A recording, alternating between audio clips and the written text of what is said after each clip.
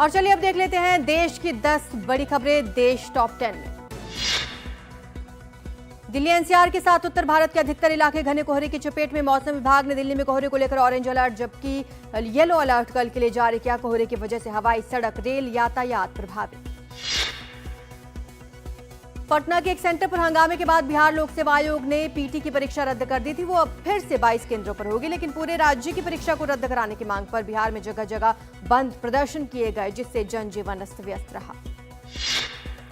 BPSC परीक्षा रद्द करने की मांग को लेकर सचिवालय पर ट्रेन रोकने और डाक बंगला चौराहे पर बगैर अनुमति प्रदर्शन करने के आरोप में पूर्णिया सांसद पप्पू यादव, कांग्रेस विधायक शकील अहमद समेत 10 विधायकों पर एफआईआर दर्ज की गई। गांधी मैदान में जन स्वराज पार्टी के संस्थापक प्रशांत किशोर अब भी अमर अनशन पर। दिल्ली की मुख्यमंत्री आतिशी को उनके गढ़ में घेरने के लिए कांग्रेस ने अलका लांबा की उम्मीदवारी का ऐलान किया। अलका लांबा आतिशी के सामने कालकाजी विधानसभा सीट से चुनाव लड़ेंगे।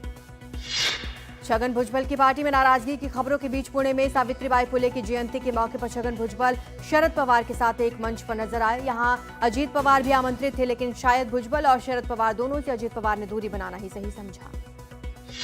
मणिपुर में एक बार फिर हिंसा भड़की। मणिपुर के सेबोल गांव के केंद्रीय बलों को वहां से ना हटाए जाने को लेकर भीड़ ने कांगपोकपी जिले में पुलिस अधीक्षक कार्यालय पर हमला कर दिया।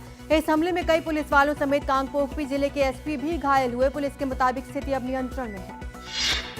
कोटपूतली के किरतपुरा में खुले बोरवेल में गिरी मासूम चेतना की मौत के बाद भी प्रशासन ने सबक नहीं लिया। बानसूर क्षेत्र में खुले बोरवेल हादसों का न्योता दे रहे, लेकिन एनडीटीवी राजस्थान की खबर के बाद 4 खुले बोरवेल को प्रशासन ने मिट्टी से भरवाया। जयपुर में 750 खुले हुए बोरवेल को ढक दिया गया। 18 वर्ष से कम आयु के बच्चों को सोशल मीडिया पर अकाउंट खोलने के लिए अपने माता पिता की सहमति लेना अनिवार्य। ये प्रावधान digital personal data protection bill के ड्राफ्ट में शामिल किया गया। केंद्र सरकार ने इस बिल पर सुझाव और आपत्तियां मांगी। इन पर 18 फरवरी के बाद विचार किया जाएगा।